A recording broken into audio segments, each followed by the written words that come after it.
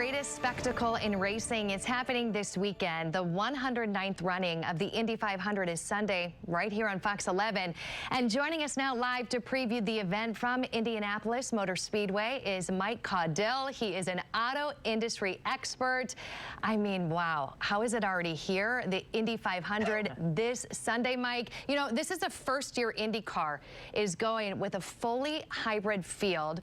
We've seen Formula One doing this year for years, but why is IndyCar making the change now? And what's the advantage to going hybrid, Mike? Yeah, well, good morning, Emily, and thanks for having me on. You know, you're right. All this technology that we're talking about in the auto industry is now making its way trackside. That's correct. So this will be the first Indy 500 where all race cars will be running with hybrid motors. But on top of that, they're also going to be running with 100% renewable race fuel from Shell. So it's this blended sugarcane where they're actually able to reduce emissions nearly 60%. So your question about what does hybrid mean? They're going to actually be able to utilize electrification at different parts of the race to get faster speeds. Wow, so interesting. Okay, big storyline for this year's race is Joseph Newgarden and Will Power. They're starting from the back of the grid. It's due to a cheating scandal surrounding Team Penske, with both drivers having won the race in the past, including Newgarden taking the last two. How do you see that affecting their drives this year? Well, what's really interesting is that you have the Newgarden story, Will Power story, where they're starting towards the rear of the pack, and you have rookie driving sensation Robert Schwartzman at the front. It's the first time in 42 years a rookie will lead the pack on that first lap around the track. In regards to the team with Newgarden and Will Powers, you know, they're going to have to fight their way up. My prediction right now is that by lap 50, you're going to see Newgarden in that top 15. They're going to make their way up. They failed tech inspection, and now they're going to be sitting at the back of the pack, but they're two great drivers. They're going to make their way to the front. Any other teams you want people to know about, you want fans to know about, any underdogs that they should be keeping an eye on during the race? Well, I'm going to tell you right now, Kyle Larson is trying to do what only one other driver has done in the history of racing.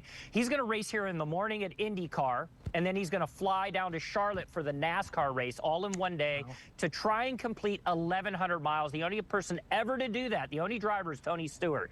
So it's going to be really interesting. My prediction for the win is actually going to be Alex Palou. I think he's going to pull this race out. He's never won on an oval track like this, so look for him to win. Okay, I'm going to make a mental note. I'll be watching, and I'm going to write that down. Mike Caudill told me about that.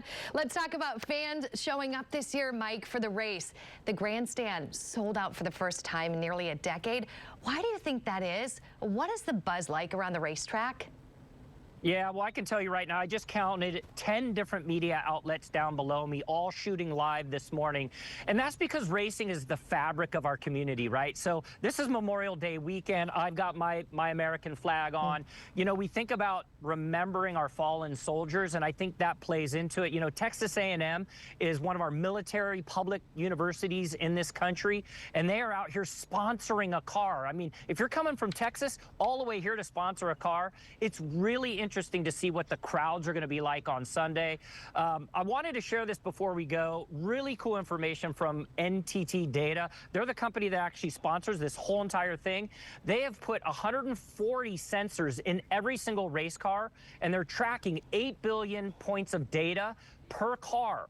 It's incredible technology, and the fans can access that data on the track. So you want to know the top speed, you want to look at what the driver's going through on the inside of that car. It's all from an app. So this modern technology has taken over racing, from the hybrid technology to the apps like this. It's incredible to see what's happening.